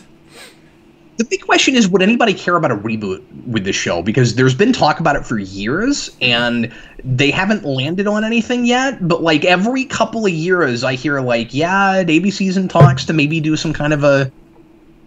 Or is it just Bad Robot? And I don't know if it would be another TV project or if it would be a movie thing. I don't think it's ever even gotten that far. But there's been a lot of talk about a revival. Lindelof wants nothing to do with it because he has something called, Integrity. And he did this with Watchmen, as you know. Lindelof was like, I don't have any more stories to tell. I don't want to make any more of that show. He made effectively a miniseries and had no interest in doing any more and didn't want to ruin it by forcing it. Yeah. Sorry, I got distracted because this is where my favorite music from this show comes in. And I talk about this all the time because there are a lot of other things that have kind of, ripped this off here and there. And also, Giacchino cannot stop writing this theme in things. So this is Giacchino's traveling music. By the way, Giacchino, who is a huge, music guy in movies now, he's one of the big three now, I'd say. He's scoring things. It's crazy how much he's blown up. Once he got Star Trek, again, because of the show, he just started scoring tons of things all over the place and doing soundtracks to things. But, even 09 kind of has that. His traveling music, dun, dun, dun, dun, dun, dun, dun. It's great. And, you hear it in different tempos and in different keys, and it's all over the show, and I never get tired of it. This show has a brilliant, brilliant soundtrack, which I've never actually gone in and listened to on its own. I've always meant to. That's a question. Do you listen to scores of shows often? No, I don't, and I should. A lot of the Batman Shirley Walker stuff is available, and I've just never gone in. And I have with some Star Trek stuff, but I have with Star Trek movie scores, but not a whole lot with TV stuff. Mostly because with those shows, we got to a point after the third season of TNG where Rick Berman kind of forced everything to sound the same, and so occasionally there's a cool theme that'll win its way in, but for the most part, it's just they should have just recycled the same score every episode. If they didn't, They had an orchestra every episode. I don't know why. It always sounded the same. All the way through Enterprise. Yeah, I listened to movie scores a ton, but I never found myself listening to TV shows. But I was listening to a Apple Music playlist a couple months ago, and the Watchmen TV show score was put in that list. And, like, cool. It's really good. I recommend it, but it's super... Is it listenable? It'll put you in a mood, dude. Like, it's super, like, depressing and like... overwhelming. I don't know. It makes you feel like it's pretty stressful, but yeah, it's a good score though. I gotta watch that again. I still only see it the one time. Okay, so this is a really important pivotal moment of the show that I think was an accident. So Locke is gonna say one is light, one is dark. And that's supposed to set up the good versus evil theme through the entire show. And when you watched this as it was airing, and they did the recaps, they patted themselves so hard on the back for that in the recaps. When you get to the last season, last couple episodes, it keeps coming up. One is light, one is dark, because you've got now Jacob and the Man in Black, and this is apparently supposed to represent them from the very beginning. The problem is, it is very clear that those characters did not exist in the minds of the TV show makers at all, the creators, or at least I sure don't think they did. I would be very surprised if that was in the back of anybody's mind. But that's one of those nice cases of, okay, you remembered your canon, you remember what you set up already, and then you establish something retroactively that, in theory, ought to work as having been there the whole time. At least thematically it does. Again, the problem is it doesn't feel like it was really built to, as far as the story is concerned. But the notion that this piece is this guy and this piece is that guy, oh, I want to love that. I really do. Well, that's where they luck out if you set up like 50 things and then like 10 of them hit, then you can pat yourself on the back and be like, see? We knew it all along. It's like, yeah, but what about all the 40 things that that didn't happen? Connor is making fun of Walt, because that's like 50% of his dialogue. Is just walking around the woods, and it's not just the pilot; it's all over the show. Walt, it's like Spawn's Wanda.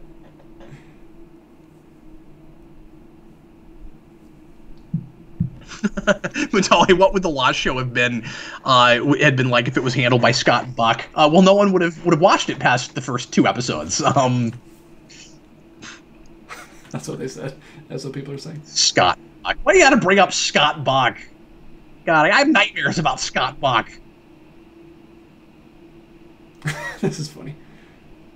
Because Jin is so traditional, he would never... Now, one of the things that was kind of... Yeah, he's super conservative, makes his wife button up all the way to the top. And I do like that one of the reasons that is because she has been promiscuous in the past and he doesn't trust her. And we don't know that at this point, but there's some... He's one of those characters that comes off pretty unlikable at the beginning because he's mysterious and you don't know why he's acting like such a jerk face. And then once you have all of his backstory, and again, everybody's tragic in the show, but once you have his tragic backstory, you're like, okay, I'm kind of seeing how you got this rigid. Yeah, it makes perfect sense. Which is what they do in the show. They make all the unlikable characters, they make you understand them. In some ways, except for maybe Sawyer, because he has... well, no, I guess it's... I guess some characters have they're unlikable at first and they get likable thing, and then some go the other way. So I guess it's not just Sawyer. I was acting like Sawyer was in a category by himself, but I guess Jin also kind of fits in that category.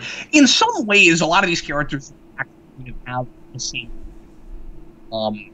which I'm not complaining about. It's not a criticism. Scott Buck. He just keeps coming up. So I love Sawyer's "Oh my God, what has happened" face, which is the same as his like I'm a victim and I don't have a face, and the camera loves it too. We do that big close up on his head all the time when he makes that face. Anytime he goes, we're always just right up on his face. It's a polar bear. Why is it a polar bear? I don't know. I'll never entirely know that. Yeah, exactly. My assumption about the polar bear thing is that and again, maybe this early they weren't thinking this yet, but once you have the whole show, the best I can figure is that has something to do with the fact that the island moves. Where well, like he hopped on, like it skimmed past Antarctica and he just hopped on. No, where folks in the Dharma Initiative get in a boat and go to land that is close to where the island has gone and pick up stuff like that and are testing it to see what it's like on the island. Or they got polar bears ferried in for some reason. But it has to have something to do with Dharma, and I might be forgetting a place where it makes it a little bit clearer. The polar bear is one of those things that I don't think we ever 100% get an explanation for. I mean, I get all my facts from how it should have ended, and that's one of the things that he makes fun of, so I'm assuming it never gets picked up. Yeah, I'm dropping out and come back in again. People are complaining I'm underwater. Bye! I need to be able to breathe, so I'm going to Yeah, we like our caps to breathe. And he's gone again, but he left us a creepy grin. G'day, Cap. Hey. So Ryan says Claire being Jack's half-sister was stupid. I kind of forgot about that. Oh, weird. We do a lot of connections with characters like that are supposed to just make for good TV drama, and some of it I like and some of it I don't. The idea is supposed to be all these characters aren't as disconnected as you thought they were, but then when you get to Jacob at the end, he's there to kind of say, oh, look, there was an actual reason that all of these people went on this plane, and if they had all... It would still be kind of retroactive, but if they all had been interconnected in ways, just sort of like a 7 Degrees of Kevin Bacon thing, where it turns out that they all really do have connections that none of them could have guessed about, and that's why they're all on this plane, that's a lot better than, okay, some of them have that, but other ones we don't really know why they're there, so we're just gonna have Jacob looking for candidates. Yeah, that's it. Like, don't do both. It's either they had nothing to do with each other and Jacob actually ties them all together because he's looking for candidates, or they're all connected in ways that we couldn't have fathomed. Yeah. One or the other. Like Love Actually. One or the other. Ryan Cox, did you guys like the Flash Sideways? I forgot about the Flash Sideways. Yeah, I didn't care for that. What do you mean by that? So they had the Flash forwards. And then they had the Flash Sideways where it was like an alternate universe. Oh, yeah, in season... When after the bomb goes up and they're like living in the Dharma Initiative and Sawyer's in charge with Juliet. Yeah, because I think... Isn't the idea... I forgot all about that. Isn't the idea that there's this alternate reality where they never went to the island? And that was the Flash Sideways? Am I remembering that right? You could be. I don't know. Those are the seasons I've watched the least often. I haven't watched that stuff. And it's so long. That's an entire chunk of the show, and I'm just not remembering it right now. I really like season 1 through 3 is where I go. Remind me, Ryan, because I'm not remembering. That's... Okay, but I didn't think the Flash Sideways was going back to the 70s. I thought that was just being in the past. I thought there was this other section where they actually never left the island in the first place. Well, that's definitely what I was thinking of, is when Sawyer's back in the 70s and they're running in the Dharma Initiative. Chewbacca's lover says he was literally just watching Lost. Congratulations, you were the only person in the whole world until we got started. There's 3 of us. And now they are 3. This is fun. If anybody cared, I would totally do a watch through of this whole show. Because I like this show, and it's fun to talk. And it's one of those shows that's kind of like Smallville, where I've got a love-hate relationship with it, except it's like more love than hate. It's not a 50-50 thing, or like maybe with Smallville, it's more like a 30-70 thing. This is more like 60-40. Like, I love it, but it's got issues. It's got major issues. Yeah, I would love to watch through it too, but I am getting nothing right now. Like, I'm talking too much and not paying attention enough. It would be really hard to watch through this show and talk over it this much. Oh, no, I would probably do a watch through again before I did that show.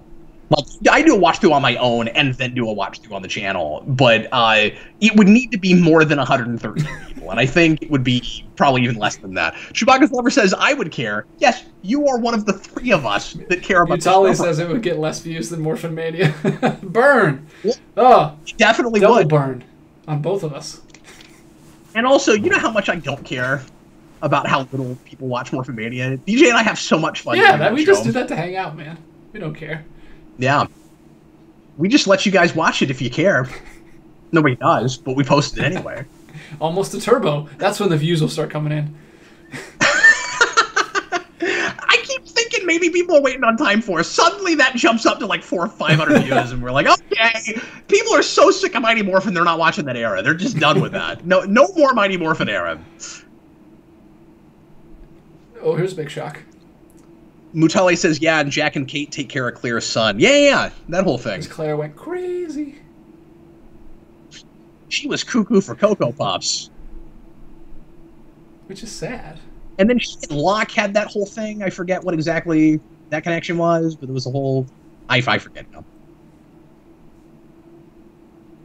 Has this show... I was going to ask you this earlier. Has this affected your ability to fly at all? Are you a good flyer? Are you a bad flyer? This show did not make a difference. Watching this plane crash like 50 times. I'm really glad you mentioned that. So, that looks really painful. By the way, okay, so I was right. We in the pilot are jumping around from different perspectives in the pilot. Yeah, we just got to Kate. And so we are consistent about that through the whole pilot. So it doesn't feel like two different episodes that way.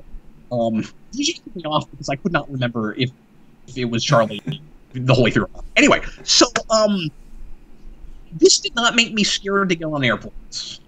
I've never been a great flyer, but I'm not like scared or anything. I just have motion sickness and I just don't do great with travel in general. But what it did give me, because I had not flown much before I saw this show. I've been on an airplane a number of times since this, but before that, I think I'd been on a plane maybe one time. What it did, DJ, is it gave me a fascination about airports. I wanted to go on planes because I wanted to go to airports. Was absolutely fascinating.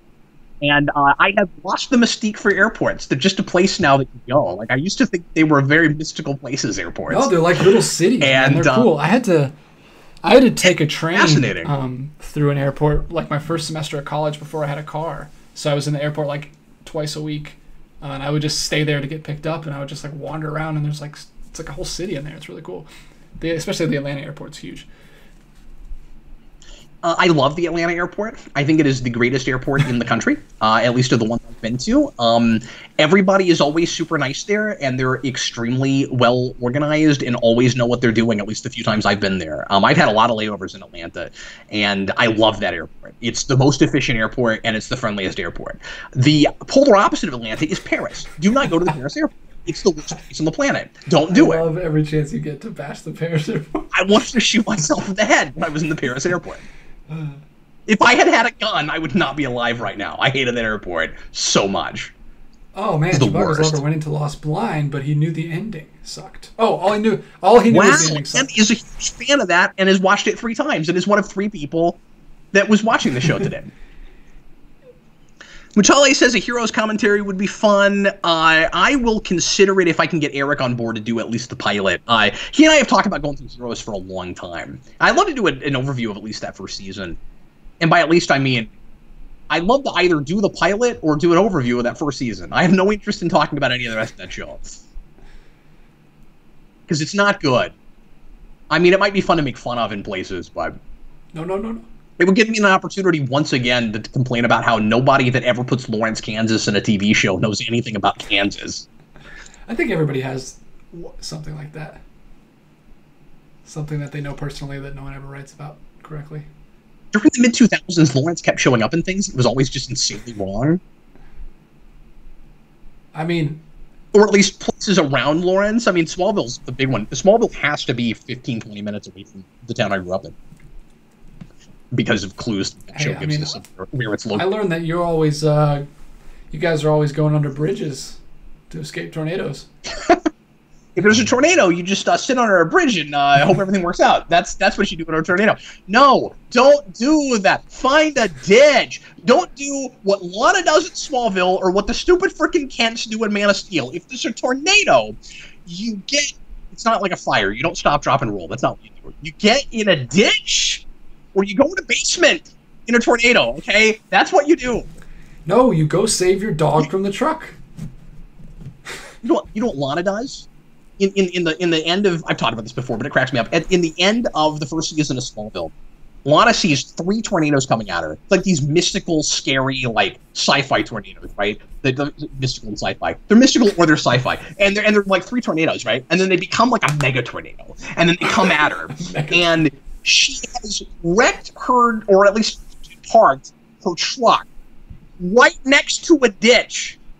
And she gets out and she's looking at these tornadoes and they're coming after her. She's like, oh my God. She's next to a ditch. She gets back in the truck. And then the truck gets sucked up in the tornado. And the kids are under an overpass and they just go under the overpass. Oh my God. We had a tornado here a couple weeks ago that tore everything up. It was pretty bad. I did watch Heroes Reborn. It was one of the 5 worst experiences watching anything I had last decade. Wow, that's harsh. Absolutely horrible.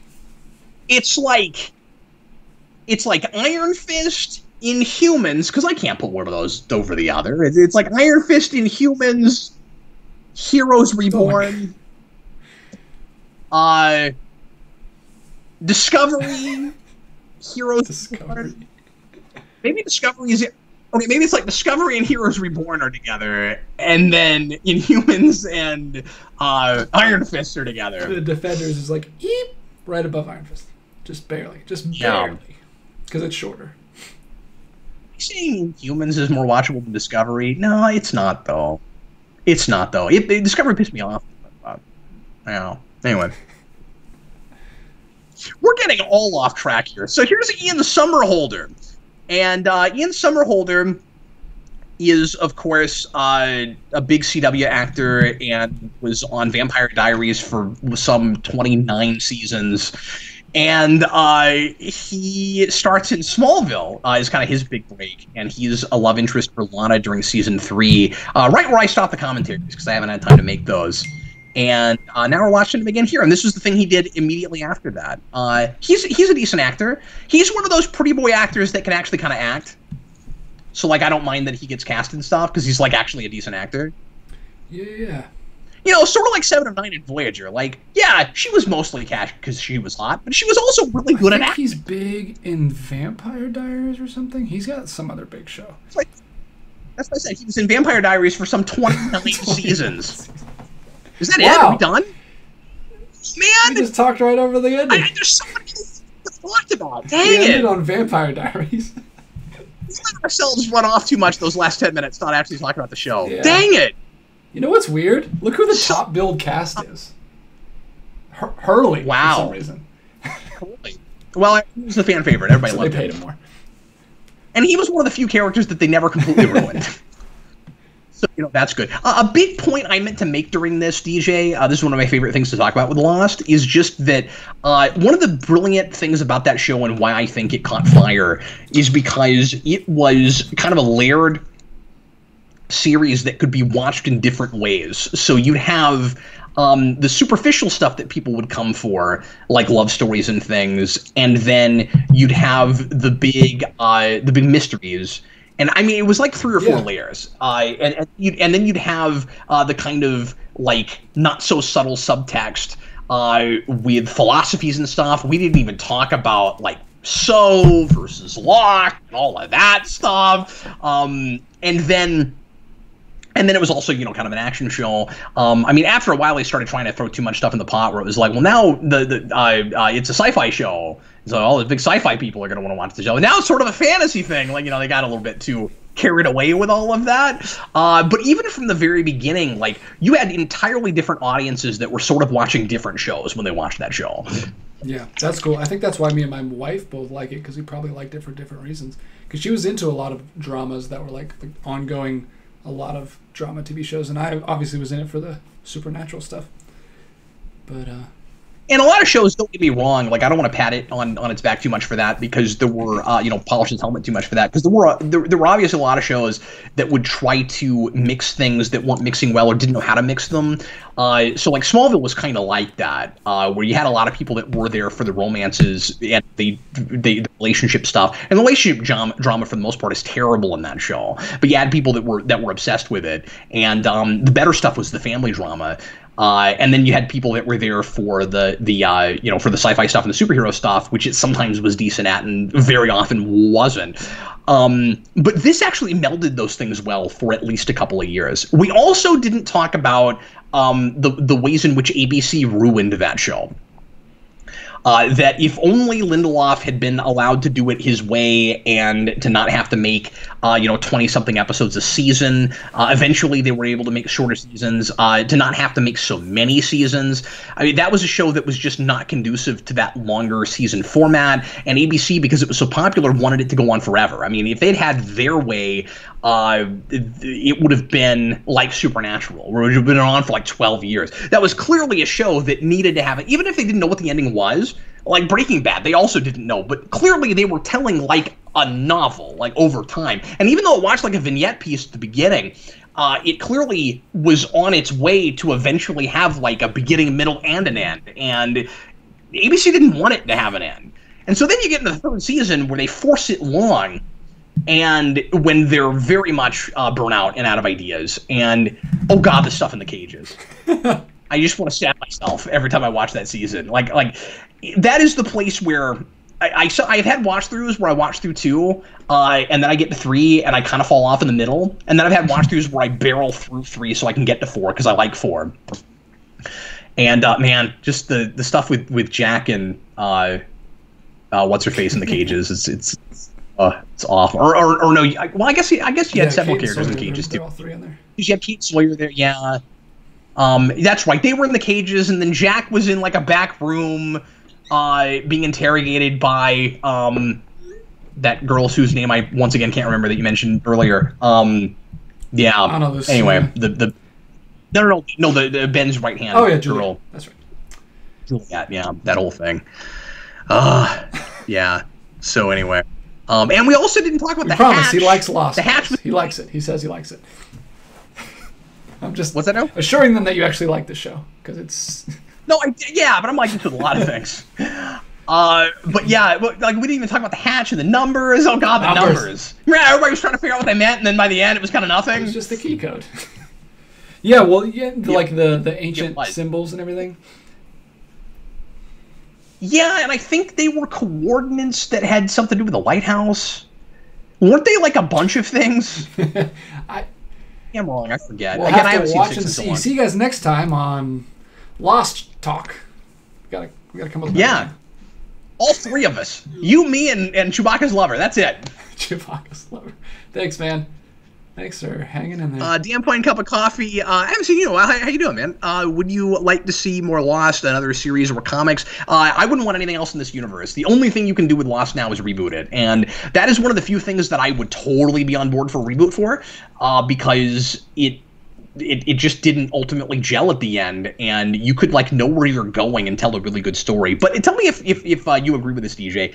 If you do a Lost reboot, it can't be exactly these characters again. It kind of needs to be so reimagined it's almost a different thing. Just like concept only, like basic premise. Yeah, don't recast these characters because at least very many of them.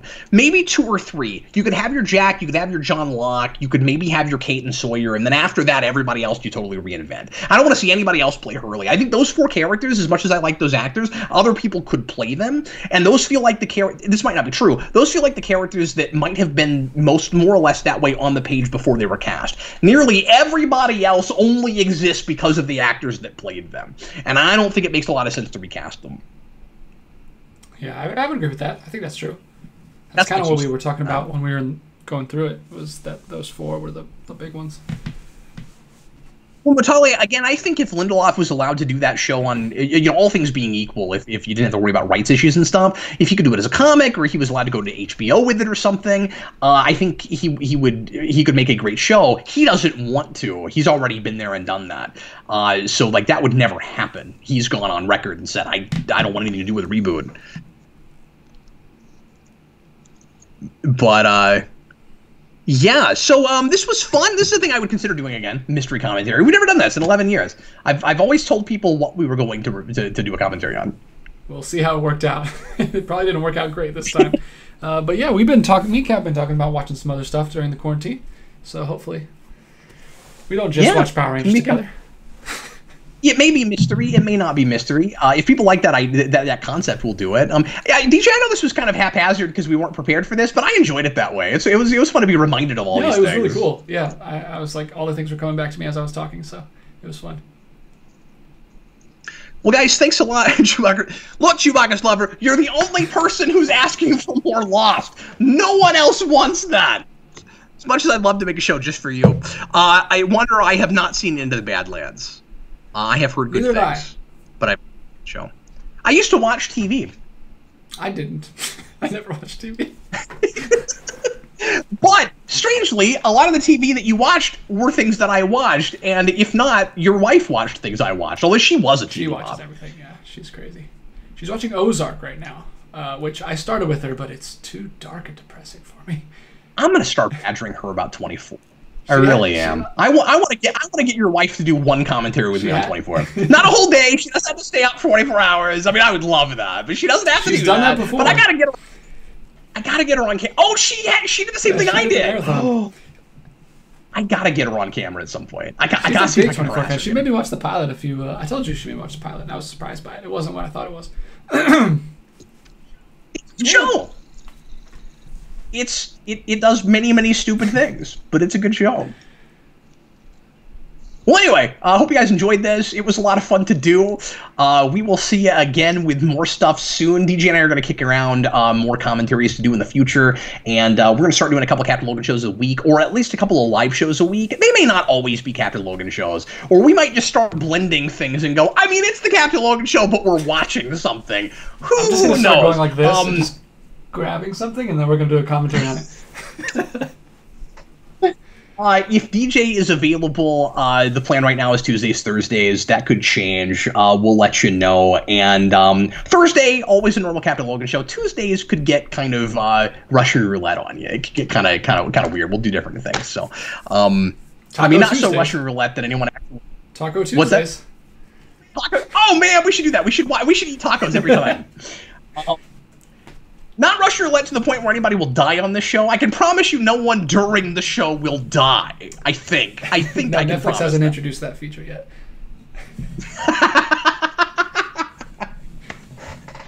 DJ, this was so much fun. Thanks for doing it with me, man. Good to be back. I missed you. It's good to be back. We'll see you again next time, guys. I was Captain Logan. This is DJ Martinez. Later, folks.